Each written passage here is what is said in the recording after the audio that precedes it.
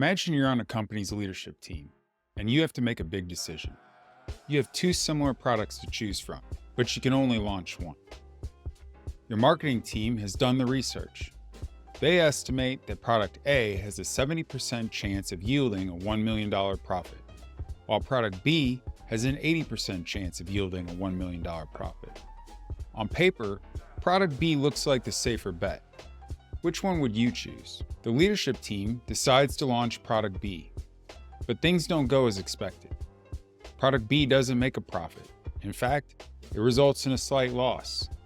Meanwhile, a competitor releases product A and makes about $1 million in profit. Looking back, it seems obvious. They should have chosen product A, but was that really a bad decision at the time? This is hindsight bias, also known as the I knew it all along effect. Once we know the outcome of a decision, we tend to believe it was predictable, even when it wasn't. We judge past decisions not by the information available at the time, but by how things turned out. And that's a problem, because it can make us overconfident, blame others unfairly, and fail to learn from mistakes. We cannot judge the quality of a decision based on its outcome. We can only judge it based on the information that was knowable at the time and the analysis that was done using that information. A great decision can still have a bad outcome, and a bad decision can sometimes turn out okay. If you walk into a casino and put $100 on black at the roulette table and you win, was that a good decision, or did you just get lucky? The odds of roulette are still the same. Whether you won or lost that round was random chance, not good decision making. If you drove home drunk from the bar, didn't get in an accident, saved yourself cab fare, and don't have to go back to get your car, was that a good decision? Of course not. The fact that you avoided a bad outcome doesn't mean the decision itself was sound. Should you do it again?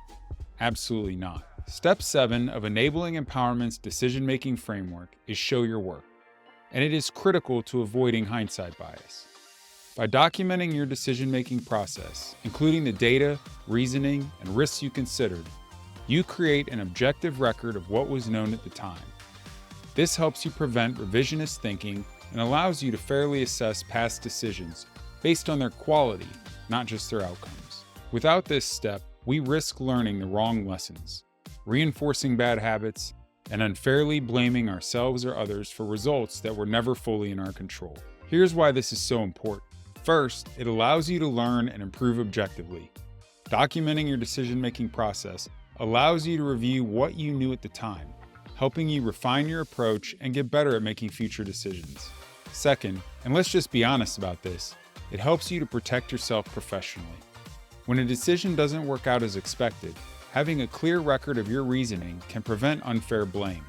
Leaders who document their thought processes are less likely to be scapegoated for unpredictable outcomes. Here's how to apply this in practice.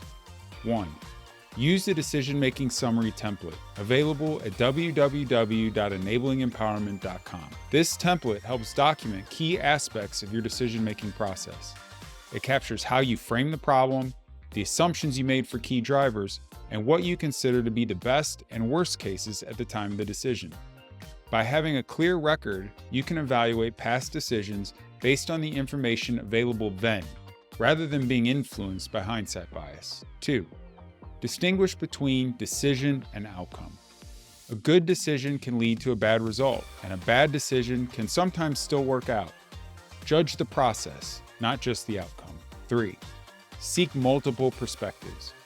When evaluating past decisions, ask different people how they would have viewed the situation at the time, not just in hindsight. 4. Acknowledge uncertainty. No decision is made with perfect foresight. Train yourself to be comfortable with uncertainty rather than rewriting the past to make it seem predictable. Hindsight bias makes us think the past was more predictable than it really was. But reality is messy, and decisions are made under uncertainty. The best leaders recognize this and focus on improving their decision-making process, rather than dwelling on outcomes they couldn't control.